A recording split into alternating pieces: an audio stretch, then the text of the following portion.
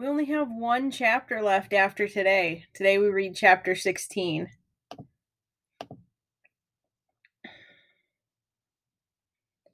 Chapter 16. Did you know the ice fish in the Antarctic Ocean have their own antifreeze? If they didn't, they'd be ice cubes. And did you know that it gets so cold down there that your skin would freeze in only a minute? Ben tries to look interested, but to tell the truth, he's sick of hearing about Ryan's geography report. The bus stops and a few kids get off. Ryan babbles on about Antarctic squaws and Adelie penguins. Ben is wondering how much longer it will take the bus to reach the school when he hears a low chant coming from the back of the bus. Someone laughs. The chant gets louder. Ben can't make out the words, but he can tell that more kids have joined in. He turns around. Frankie Murley is in the back of the bus, leading the boys in the back seat in a dumb, sing-songy chorus. Captain Kidd and Snake Man, Captain Kidd and Snake Man, Captain Kidd and Snake Man. Ryan has finally heard it too. Frankie's such a jerk, he mutters to Ben. Before Ben can stop him, Ryan stands up in the aisle and shouts in the same singing way, Frankie's such a jerk! Frankie's such a jerk! He yells even louder than Frankie, and the kids on the front of the bus stop talking and turn around. When the bus slows down for the next stop, Frankie makes his way up the aisle and pushes Ryan back into his seat. Say it again, matey, he said, holding one hand over his eye like a patch. Ben's heart pounds. Stop it, he says. Aw, look, Snakeman can talk. Frankie turns around to make sure the other boys are watching. He makes a rattling sound with his mouth. Leave Ryan alone, says Ben. You started it with that stupid chant. What'd you say, Captain? Did you want me to leave you alone? Frankie tries to yank Ryan's glasses off, but Ben knocks his hand away. The glasses with the patch hang lopsided halfway down Ryan's nose. Ben has had it. Without thinking, he climbs over Ryan and lifts Frankie up by his jacket, pushing him back down in the aisle. Hey, the bus driver shouts. Enough of that. Everyone, in your seats. Suddenly, everyone is yelling and hooting. Leave him alone, Ben screams. Leave my friend alone. Ben's eyes fill with tears, but he doesn't care if anyone sees. He gives Frankie's jacket another shake and shoves him back in his seat. The bus driver pulls the bus to the curb and lurches down the aisle. Boys, you boys settle down or you'll be walking to school for the next month. Everyone on the bus is quiet now. Ben drops down in the seat next to Frankie. Sorry, he says to the driver. I'd better not hear another word out of you two. The bus driver glares at them, then returns to the front. As soon as the bus pulls away from the curb, Frankie snorts in disgust. I'm glad I'm moving. This school and all the losers in it like you stink big time. You're moving? Ben can't believe what he just heard. You're leaving? When? This summer, Frankie says. I wish it was tomorrow. Who wants to live in this crappy town anyway? Ben tries to hide a smile. Good luck. What do you mean? Frankie says. I mean good luck being the new kid in a different school. You'd better hope that wherever you move, the kids there are nicer than you, because you can be a real creep. Yeah, Ryan is up on his knees looking over the back of the seat. I hope the overtoad eats you up. Danny Martin chokes back a laugh. Frankie glowers at him, and Danny whirls around to face the front. At the next bus stop, Ben heads back to his seat. One for the overtoad, he says to Ryan. Yeah, one for the overtoad. Ryan gives Ben a huge goofy grin and picks up his backpack. Gotta get off here, but I'll see you tomorrow, he says. We'll have a blast. See you, Ryan. Ben watches out the window as Ryan gets off the bus and heads across the street to his house. Ben is still shaking inside from the encounter with Frankie, but he grins. He can feel people looking at him, but it doesn't bother him at all. Then he remembers his geography report. His stomach rolls over once, then settles into a dull churning. Hey, his father is standing at the door of Ben's room. Agatha is beside him, already in her pajamas. Hey, Ben says, placing his arm over the notes and the desert pictures scattered on his desk. How's the report? Pretty good, Ben says, hoping that it will be enough for his father. His dad plops down on Ben's bed and pulls Agatha onto his lap. Ben cringes. This is not good. Your mom thought maybe we ought to take a look at it and see if we can help you finish it up. No, that's okay, Ben says. I can do it. Actually, I'd like to see it. It's quiet for a couple of seconds. Ben points to the papers on the desk. Here it is. Those look like notes. Can I see what you've written? I haven't really written much, Ben mutters. He fumbles for something else to say, knowing the truth is about to come out. To make matters worse, his mom sticks her head in the door. Bedtime, she says. Ben's showing Dad his report, Agatha says, except he doesn't have it. Ben gives his sister a hard look. Why don't you go jump in a lake, he says. Because I don't want to, Agatha says. You're the one who's in. Agatha, enough. Dad lifts her off his lap and puts her on the floor. Have you written anything, Ben? Not much. Ben, you told us you were working on it and we trusted you, his dad says. Haven't you even started writing? Ben shrugs. Uh-oh, Agatha says. Now Ben's in trouble in a bunch of ways. Shut up, Agatha. Ben wants to strangle his little sister. What do you mean, a bunch of ways? His mom asks. Should I tell him? Agatha keeps her eyes on Ben but edges closer to her mother. No, Ben says. Okay, their father says. What's happening? Ben got in a fight and almost got thrown off the bus. I did not. Did so. The bus driver said you're not supposed to fight on the bus, and you did. Agatha, Ben yells. Enough, their father says. Agatha, go with Mom. Agatha sticks her tongue out at Ben as Mom drags her out the door. Ben, what's going on with you? There's so much going on in his head, Ben doesn't know where to start. Is this about Mrs. Tibbets? His dad asks. Is that why you're not doing your work? No, actually, it is about Mrs. Tibbets, but it's also about Frankie and Ryan and the Spadefoots and Mrs. Tibbets' sister-in-law and the man from the National Heritage Program, and being new. His father sits on the bed, holding his head in his hands and staring at the floor. Sorry, Dad, Ben says. His father looks up. What are you doing about your report? It's Wednesday. Isn't it due on Friday? I'll finish it tomorrow, Ben says. Just make sure you get it done. His father stands and comes over to Ben's chair. Is there anything I can do to help? Ben shakes his head. I love you, pal, his dad says. I know, Ben says. Thanks. It's torture getting through class the next morning. Every time Ben thinks about the report, his stomach clenches up. While Mrs. Kutcher is writing something on the board, Jenny turns around in her seat. I heard about the fight, she whispers. It wasn't a fight, Ben says. It sure sounded like a fight. I noticed Mr. Loudmouth is pretty quiet this morning. Ben looks back toward Frankie's desk. Frankie is staring straight at him, but he jerks his head down the moment Ben meets his gaze. Ben doesn't really care about Frankie. He's got more important things on his mind. The pool in the woods behind Mrs. Tibbets' house is surely gone by now, but he'll have to stop worrying about that problem and hope he and Mrs. Tibbets can convince Mr. Lindsay that there really were Spadefoots in the pool.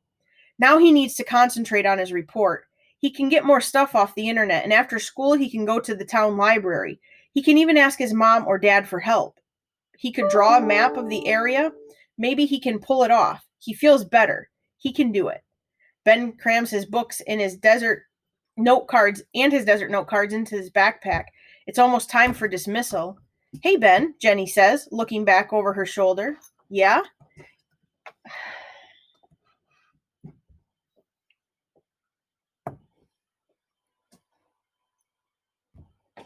Whoops. Hey, Ben, Jenny says, looking back over her shoulder.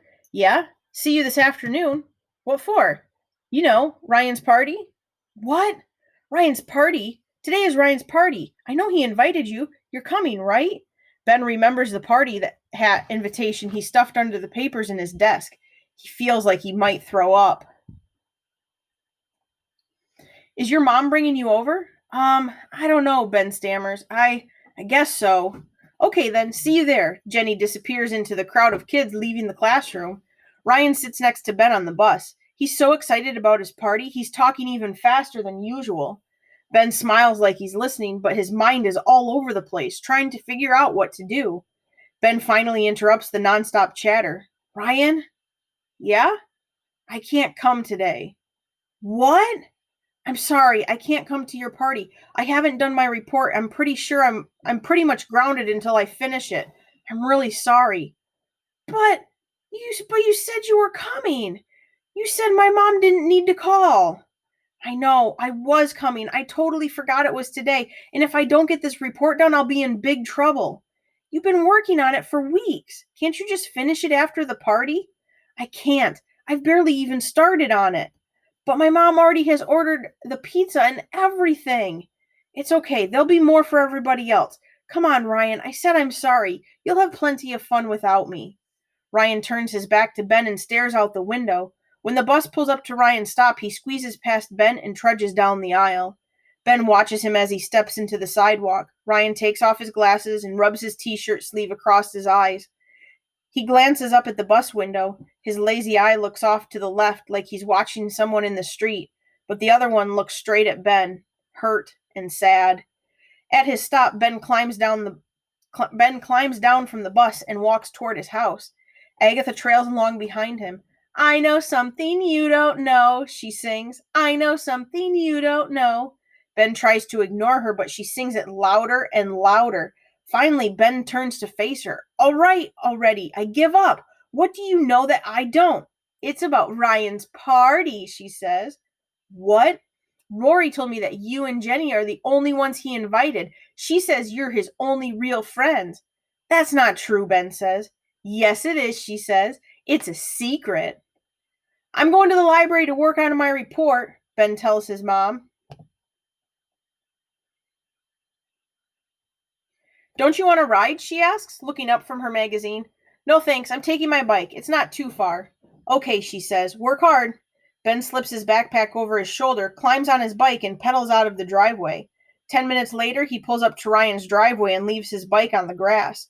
When he knocks on the door, Rory opens it. Ryan! Jenny! She screams. Brian! Ben's here! Ben hears someone running. He reaches in his backpack and pulls out Amphibians of the World. Ryan pushes Rory out of the way and swings the door wide open. Happy birthday, Ben says, holding out the book. Ryan smiles so big it seems like it's going to fall off of his face. Cool, he says. Cool. This is so cool. Ben peers through the kitchen window. His father is pacing back and forth, something he does when he's excited or upset. His mother is leaning against the counter with her arms folded. Ben takes a deep breath and opens the back door. Is that you, Ben? His mother asks. Yeah, Ben calls, waiting for the axe to fall. Where on earth have you been? I was ready to send your father out looking for you. I've been at Ryan's house.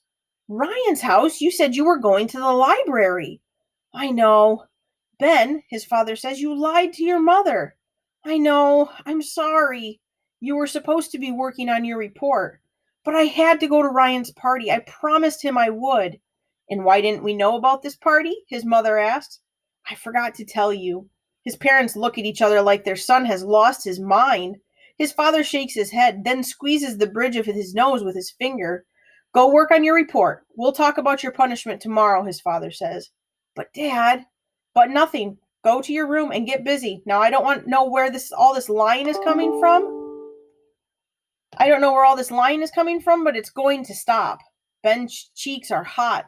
He doesn't blame his parents for being mad, but he was only trying to do the right thing. Dad! Agatha bursts into the kitchen. Ben is about to tell her to get out, but he stops when he sees her face, all red and in a pout. She plants herself in the middle of the room, arms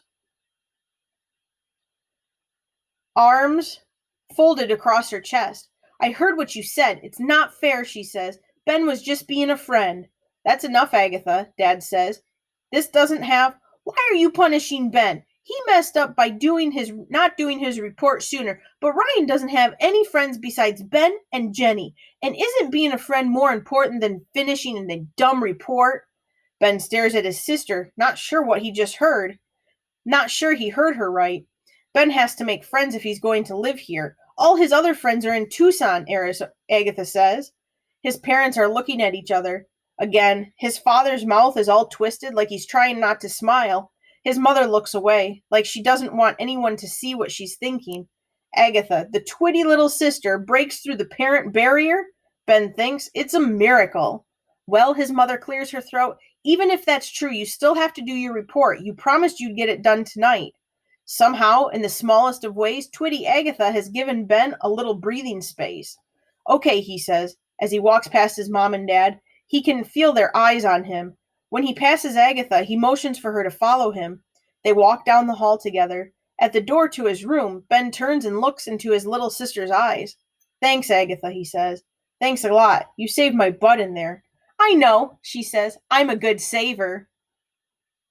Bring your report up, please. Wait until I call your row. Mrs. Kutcher stands at the front of the class and watches as her students file up and place their reports on a big table under the bulletin board.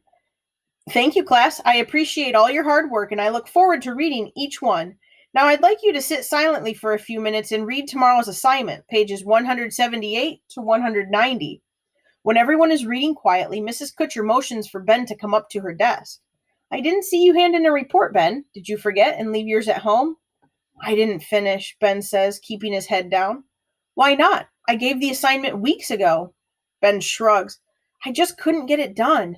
If you need more time, why didn't you come to me sooner? Mrs. Kutcher leans on her desk. Well, what are we going to do? Maybe I could do it this weekend? That doesn't sound very convincing. Suddenly, Ryan is at Ben's side. Mrs. Kutcher, he begins. Mrs. Kutcher, his voice is too loud, like always. Other kids can hear him. It's embarrassing, but it's too late to stop him. Not that anyone could stop him anyway. Ben wanted to do his paper, but he had to come to my party.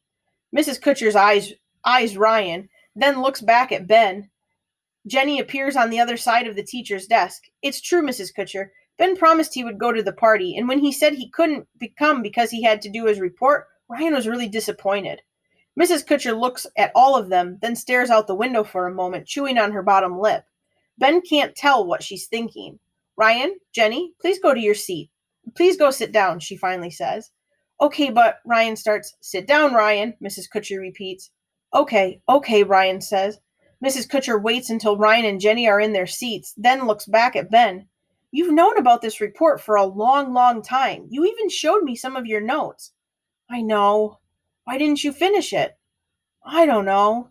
There must be some reason. You're so fascinated with the desert, and you already know so much about it. I guess I've been doing other things, and the desert just isn't as interesting to me as I thought it was. Why didn't you say something? I don't know. I kept thinking I'd get the report done. Mrs. Kutcher is quiet for a moment, then says, If you could pick another ecosystem, what would it be? Ben is afraid to say, I don't know again. He stares at his feet. I have an idea, the teacher says, and Ben looks up. He can tell by the tone of her voice that it's something new, something different. Why don't you write about a habitat around here? You're new in Massachusetts, and it might be interesting for you to find out about your new environment. Ben is astounded. Mrs. Kutcher knows more about him than he thought she did. Could she have been talking to Mrs. Tibbets? Like what? He asks. Well, what do you think? Wetlands, maybe? Swamps and ponds and marshes? Sounds good to me, she says, and smiles. Okay, he'll have to start all over, but at least she's giving him a second chance. And since you've changed topics, why don't I give you a week? It's still a lot of work to do in that time. That's great, says Ben. He feels the relief wash over him. All right, 1 week. That's it. And remember, I'll have to deduct points because you didn't get it in on time. Okay, thanks. Ben rushes back to his desk. Before she can change her mind, Jenny's looking at him with an eager gleam in her eyes. What happened? She's taking points off, but she's giving me another week. I'm going to do my report on ponds and swamps here in Massachusetts. Jenny holds up her hand for a high five.